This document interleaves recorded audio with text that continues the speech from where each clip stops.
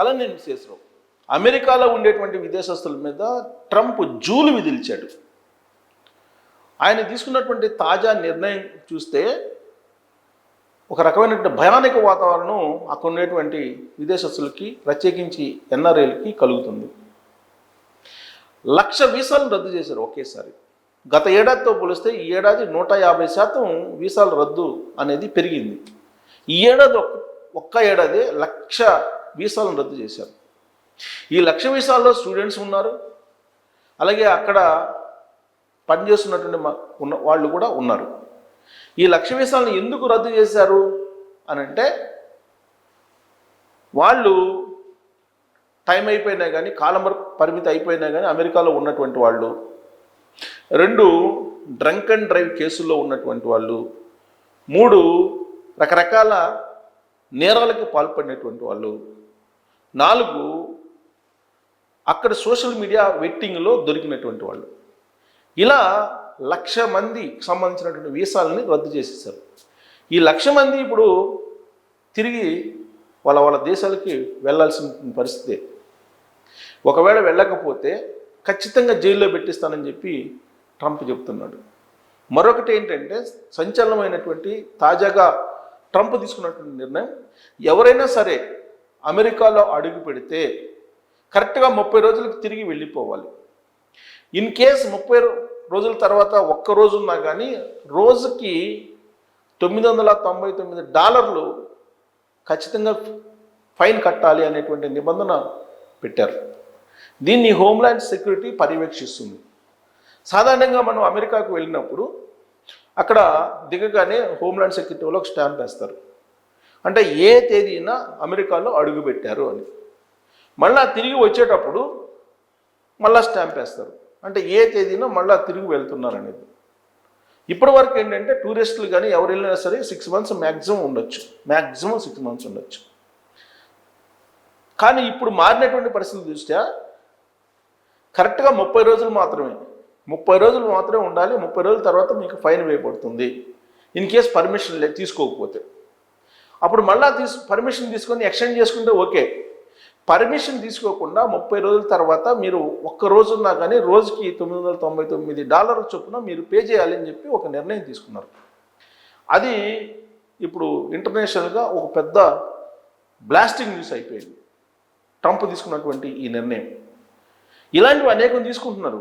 ఇప్పుడు ఈ ఏడాది నుంచి వీసాలకు సంబంధించి లాటరీ పద్ధతిని తీసేశారు.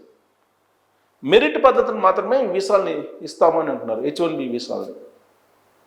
అంటే ఎవరైతే యూనివర్సిటీల్లో హైయెస్ట్ మార్క్స్ వచ్చాయో, లేదంటే వాళ్ళ ఎడ్యుకేషన్లో వచ్చాయో వాళ్ళకి మాత్రమే ఇస్తారు. పైగా క్యాంపస్ ఇంటర్వ్యూలో సెలెక్ట్ అయినటువంటి వాళ్ళకే ప్రాధాన్యత ఇస్తారు.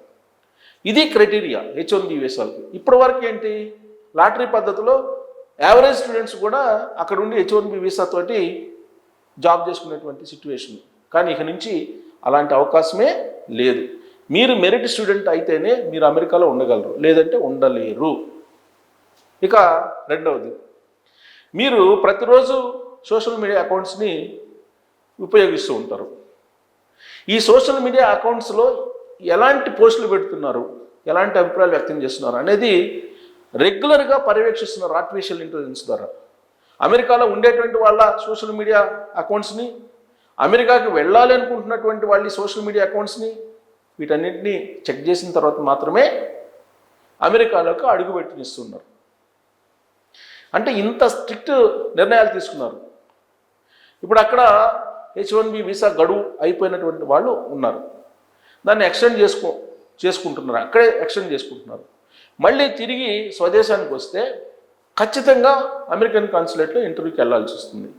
ఆ సందర్భంగా సోషల్ మీడియాలో మొత్తం మీ అకౌంట్స్ని ఫస్ట్ నుంచి లాస్ట్ వరకు చెక్ చేస్తున్నారు.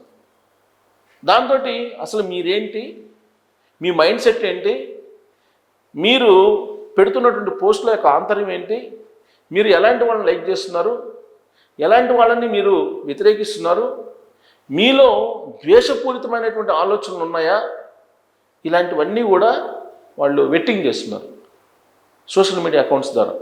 ఇవాళ సోషల్ మీడియా అకౌంట్స్లో లింక్డ్ఇన్ వాడినటువంటి వాళ్ళు ఉండరు, బహుశా విదేశస్తులు ఎవరైనా సరే, అమెరికాలో ఉండేటువంటి వాళ్ళు. అలాగే ఇప్పుడు ఇన్స్టాగ్రామ్, టెలిగ్రామ్, ఫేస్బుక్ ఇలాంటితో పాటు టిక్టాక్ ఇలాంటివన్నీ ఉన్నాయి. వీటన్నిటినీ పర్యవేక్షిస్తున్నారు. అసలు అమెరికాకి ఎందుకు వచ్చారు వీళ్ళు, ఏం చేయడానికి వచ్చారు, ఏం చేస్తున్నారు అనేది రెగ్యులర్గా వాళ్ళు వాచ్ చేస్తున్నారు. అమెరికా నిఘా వ్యవస్థ ఎలా ఉంటుందో అందరికీ తెలుసు. చీమ చిటుక్కుమన్నా ఇమీడియట్గా తెలిసిపోతుంది. వాళ్ళ నిఘా వ్యవస్థ ప్రపంచ దేశాలనే గడగడలాడిస్తూ ఉంటుంది. పాకిస్తాన్లో ఉన్నటువంటి బిన్ లాడెన్ని తీసుకెళ్ళిపోయారు. ఇరాక్లో ఉండేటువంటి సద్దాం హుస్సేన్ని లేపేశారు.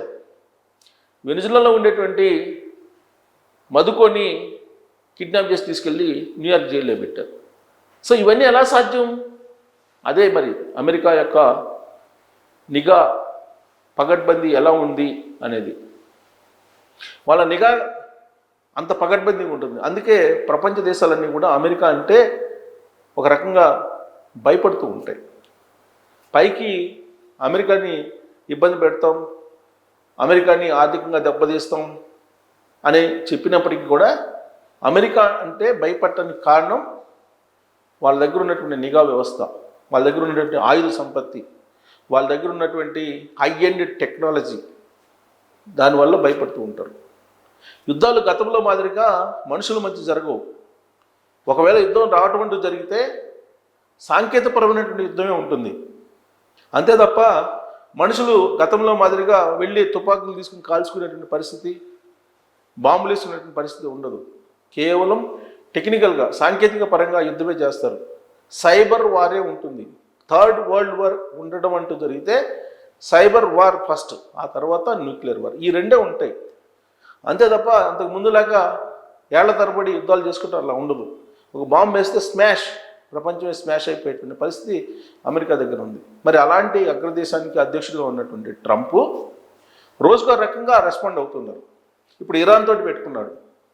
ఇరాన్ అక్కడ ఉండేటువంటి ఇరాన్ లీడర్ని లేపేస్తాను అంటున్నారు. ఇరాన్లో ఉండేటువంటి ప్రజలను రెచ్చగొడుతున్నారు. మరోవైపు గ్రీన్లాండ్ని ఆక్రమించుకుంటాను అంటున్నారు. ఆ కారణం చేత చైనా, రష్యా మోహరించి ఉంది ఇప్పుడు అమెరికా మీద. సో ఎప్పుడు ఏమవుతుందో తెలియనటువంటి సిచ్యువేషన్. నాటో మొత్తం బద్దలయ్యేటువంటి పరిస్థితి కనపడుతుంది. ఫ్రాన్స్ నాటో నుంచి వెళ్ళిపోవడానికి సిద్ధమవుతుంది.